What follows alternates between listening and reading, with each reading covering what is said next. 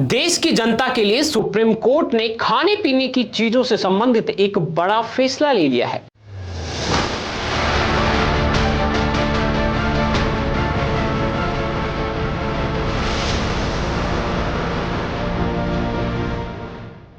सरकार से कहा है कि बिस्किट, चिप्स, नमकीन के पैकेट पर वार्निंग लेबल लगाओ, ज्यादा चीनी, नमक और फैट की जानकारी दो, नहीं तो जो फैक्ट्रियां चल रही हैं उन पर ताला लगवा दो। दोस्तों, आज भी आपने बिस्किट खाया होगा, चिप्स खाए होंगे, नमकीन खाई होगी, लेकिन थोड़ा सा सोचिए, अगर जिस पैकेट को आप बड़े आराम से खोलकर ये सब खा रहे हैं, उसी पैकेट के सामने बड़े अक्षरों में अगर ये लिखा हो कि इसमें चीनी ज्यादा है, इसमें नमक ज्यादा है, इसमें तो फैट ज्यादा है, तो क्या फिर आप भी वही पैकेट खरीदेंगे? यही सवाल अब देश की सबसे बड़ी अदालत के सामने है। सुप्रीम कोर्ट ने सरकार से कहा है, जल्दी फैसला लीजिए, क्योंकि अगर सरकार फैसला नहीं करेगी तो अदालत आदेश देगी। लेकिन सिर्फ कहानी इतनी ही नहीं है, क्योंकि अदालत ने एक और बेहद गंभीर सवाल सरकार से किया है। क्या कॉरपोरेट कंपनियों का दबाव सरकार के फैसले पर असर डाल रहा है? आखिर ये सारा मामला क्या है? सरकार की दलील क्या है? FSSAI क्या कह रही है? और सबसे बड़ा सवाल क्या है कि क्या अब चिप्स, बिस्किट और नमकीन के पैकेट का पूरा चेहरा बदलने वाला है? चलिए इस पूरी कहानी को समझते हैं।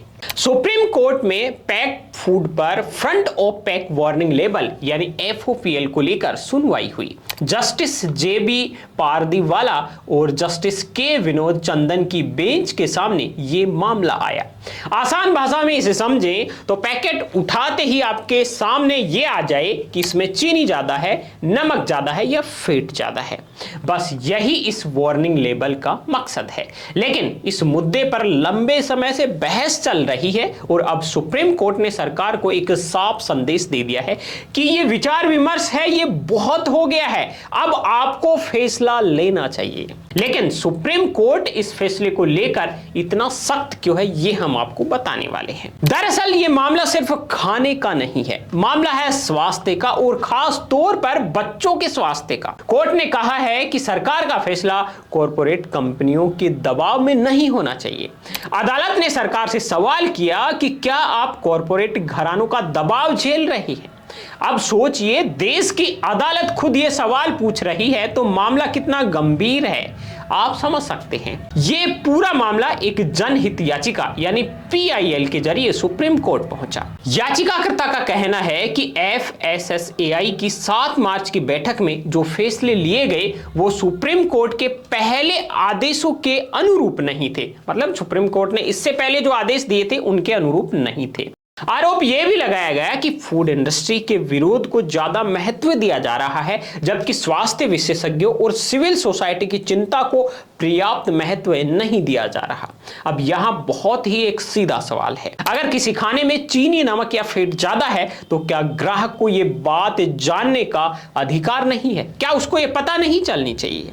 FSSAI की तरफ से अदालत में बताया गया कि फूड इंडस्ट्री पैकेट के सामने बड़े वार्निंग लेबल के पक्ष में ही नहीं है, इसके बजाय न्यूट्रिशन टेबल के जरिए जानकारी देने का उन्होंने सुझाव दिया है। यानी पैकेट पर बताया जाए कि उसमें कितनी एडेड शुगर है, कितना सैचुरेटेड फैट है और कितना सोडियम है।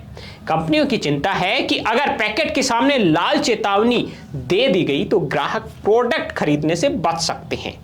यानी कंपनियां कह रही है कि इससे बिजनेस पर असर पड़ेगा। लेकिन अदालत का सवाल सीधा है, पहले ग्राहक का स्वास्थ्य ज्यादा जरूरी है या कंपनियों का कारोबार? और यहीं से असली टकराव है वो शुरू होता है। अब इसमें आप सरकार की दलील भी समझ लीजिए।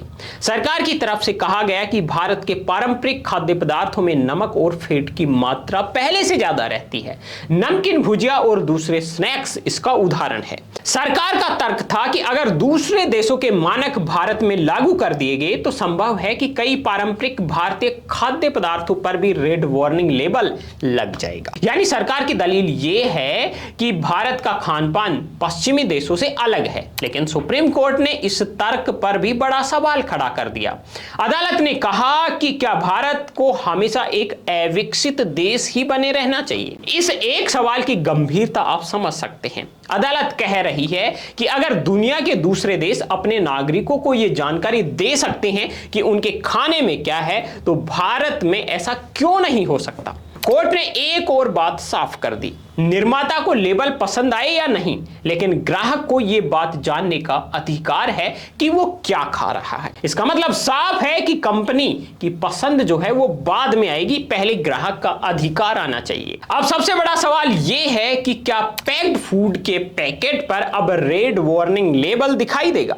इसका जवाब अभी मैं अगर आपको दूं तो अभी मैं इसका जवाब नो में दूंगा, क्योंकि सुप्रीम कोर्ट ने केंद्र सरकार और FSSAI को 2 सप्ताह का समय दिया है। कोर्ट ने चेतावनी दी है कि अगर निर्धारित समय में कदम नहीं उठाया गया तो अगली सुनवाई पर अदालत खुद आदेश दे सकती है। यानी अब मामला सिर्फ सलाह या चर्चा तक सीमित नहीं है, बल्कि अदालत के संभावित आदेश तक पहुंच चुका है। दोस्तों, दुनिया के कई देशों में फ्रंट ऑफ पैक लेबलिंग के अलग अलग मॉडल पहले से लागू हैं।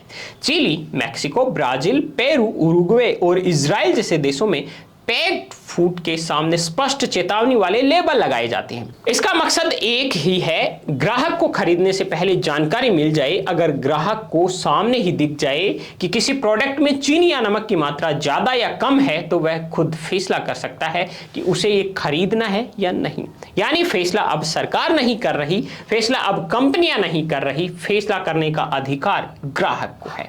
दोस्तों, ये सारी जानकारी आपको कैसी लगी कमेंट में हमें जरूर बताइए, और क्या आप इसके पक्ष में हैं कि इस तरह की चीजों पर रेड वार्निंग लेबल लगाया जाए। कमेंट में अपनी राय जरूर दें। ये वीडियो पसंद आया तो इस वीडियो को लाइक कर दीजिए, हमारे चैनल BN हिंदी न्यूज को सब्सक्राइब कर दीजिए। और ये मामला है, ये स्वास्थ्य से जुड़ा हुआ है, तो इस वीडियो को अपने सभी दोस्तों, परिवार वालों के साथ में शेयर कर दीजिए।